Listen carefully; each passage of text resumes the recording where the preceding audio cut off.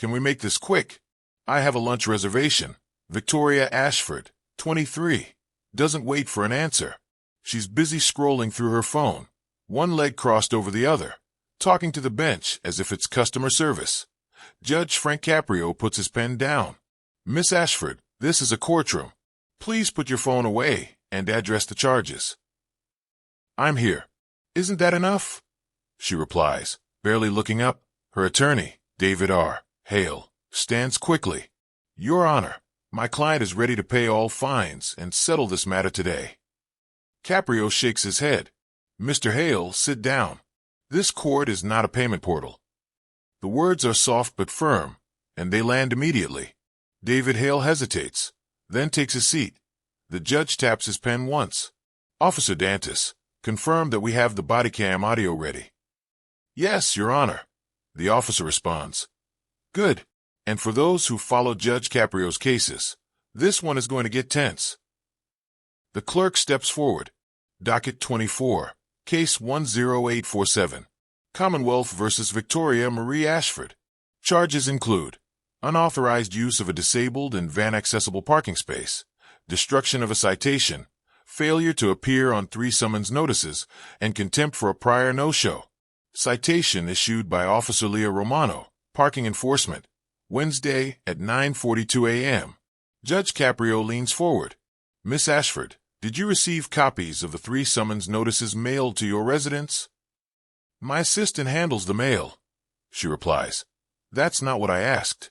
Did you receive them? I guess, she mutters. You guess, the judge presses. Miss Reyes, do we have delivery confirmation? The clerk nods. Yes, Your Honor. 3 certified notices, all signed for at the defendant's address. Caprio flips a page. There's also a note here. About 14 months ago, Campus Parking Enforcement advised you after you blocked a loading zone at Brown University for over an hour during a catering delivery. This isn't a criminal case, but it helps give context for the judgment. Judge Caprio says, Miss Ashford, what happened in that prior incident? Victoria shrugs. I don't remember. Probably nothing.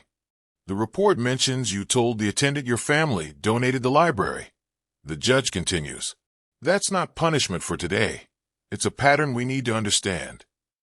David Hale speaks up. Your Honor, my client recognizes she could have handled this better. She's ready to pay the fines and move on. Caprio shakes his head. Mr. Hale, paying a fine doesn't teach much except how to write a check. I want to understand what actually happened. Miss Ashford, explain Wednesday morning. Victoria exhales, clearly annoyed. I parked in front of a pharmacy on Hope Street.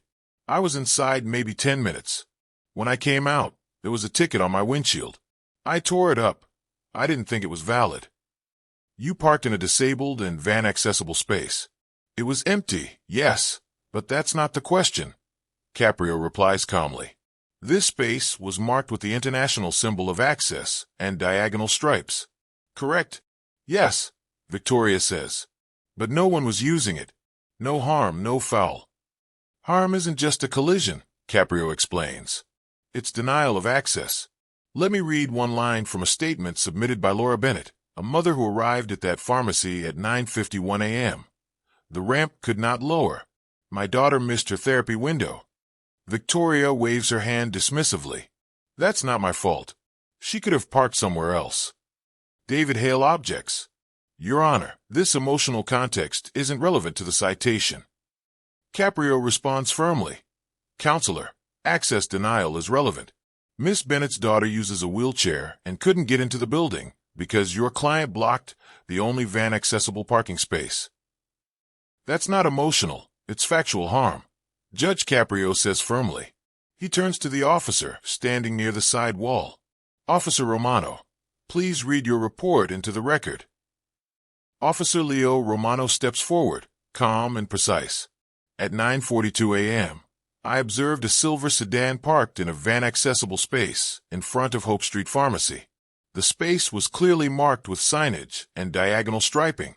The vehicle did not display a disabled placard or a license plate. I issued a citation and placed it on the windshield. He continues. At 9:53 a.m., I saw the driver, later identified as Victoria Ashford, exit the pharmacy, remove the citation, tear it in half, and leave it on the sidewalk. I approached her and explained the violation. She said, "This is ridiculous. Do you know who I am?" When I explained the citation was valid, she replied, "Then write another one. My family funds this city." Caprio pauses. "Officer Romano, did you perceive that as an attempted intimidation?" "Yes, Your Honor." The officer responds. Victoria leans forward. "That was sarcasm. I was annoyed." Caprio nods. "Let's hear the recording. Officer Dantis, play the bodycam audio, just the relevant exchange." A brief hiss of static fills the room, then Victoria's clipped, dismissive voice. "My family funds this city." The courtroom is silent for a moment. Caprio looks at her. "Miss Ashford, your father is Marcus Ashford, founder of Ashford Innovations, correct?" "Yes," she replies. "And your family has made significant philanthropic contributions to Providence, including municipal projects?" "Yes."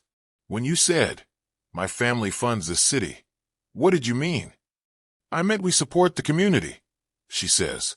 Caprio turns back to Officer Romano. "And how did you interpret that statement?" "As leverage, Your Honor," Romano answers. "An implied consequence for issuing the citation." "Sarcasm doesn't lower ramps, Miss Ashford," Judge Caprio says firmly. He turns to his clerk. "Miss Reyes, were there any contacts to this court regarding this case before today's hearing?" The clerk flips through a log. "Yes, Your Honor. 2 incoming calls and 1 voicemail, all from a number registered to Ashford Innovations Donor Relations. The first call came in at 10:18 a.m., the second at 10:47 a.m., and a voicemail was left at 11:12 a.m. Additionally, we received an email from a civic philanthropy liaison at 10:52 a.m., referencing a quiet resolution." "Read the email into the record," Caprio instructs. The clerk begins. Subject: Case 24 to 10,847 Resolution. Body: We understand a citation was issued this morning to a member of the Ashford family. Given the family's long-standing support of municipal initiatives, we'd like to discuss options for resolving this matter quietly and efficiently before it proceeds. Please contact us at your earliest convenience. David Hale quickly stands. "Your Honor, my client is not responsible for communications from her family's foundation. This is irrelevant." "Overruled," Caprio responds. "Any pressures on the process are relevant when they are logged. I am not accusing anyone of criminal conduct. I am simply documenting facts on the record." Victoria shifts uncomfortably in her seat. "I didn't ask them to call." "Maybe not," Caprio says calmly. "But someone thought it would help. Let me lay out a timeline for everyone. Citation issued at 9:42 a.m. First call from Ashford Innovations at 10:18 a.m. That's 36 minutes later. Then the email at 10:52 a.m. Clearly, someone moved quickly." Caprio looks back at the clerk for confirmation. "Is Miss Laura Bennett available to give a brief statement?" Caprio asks. "She is, Your Honor. She's on the phone." The clerk replies. "Put her through." A woman's voice comes through the speaker, steady, but you can hear the strain behind it. "Thank you, Your Honor. My daughter has cerebral palsy. She attends physical therapy twice a week, and Wednesday's appointment was especially important. We arrived at the pharmacy at 9:51 to pick up her medication before the session. The only van-accessible space was blocked. I couldn't lower the ramp on our vehicle. By the time we found another spot and got inside, we had already missed the first 20 minutes. The therapist had to reschedule the session. Accessible parking is part of basic infrastructure. It's not optional, and it's not a convenience." Victoria mutters something quietly. Judge Caprio looks up. "Miss Ashford, if you have something to say, please speak clearly." "I said it was only 10 minutes, she replies. 10 minutes can be an entire therapy window, Miss Ashford." Caprio responds firmly. "Miss Bennett, thank you. Your statement is now part of the record." The call disconnects with a soft click. Caprio picks up a stack of documents. "Miss Reyes, these are the 3 summons notices sent to Miss Ashford's residence. Please confirm delivery." "Yes, Your Honor," the clerk says. First notice mailed October 2nd. Signed for on October 4th. Second notice mailed October 16th. Signed for on October 18th. Final notice mailed October 30th. Signed for on November 1st. All were signed by V. Ashford, or per V. Ashford. Victoria's jaw tightens. My assistant signs for things. But you were aware of the notices, correct? Caprio asks. I don't read every piece of mail, she says. Caprio nods slowly. Miss Ashford, 3 certified notices over 4 weeks isn't something that slips through by accident. That's a consistent pattern of ignoring the process. Her attorney, David Hale, stands again, this time much more carefully. Your Honor, given the Ashford family's long history of supporting community programs, we respectfully request that the remainder of this hearing be handled off the public calendar.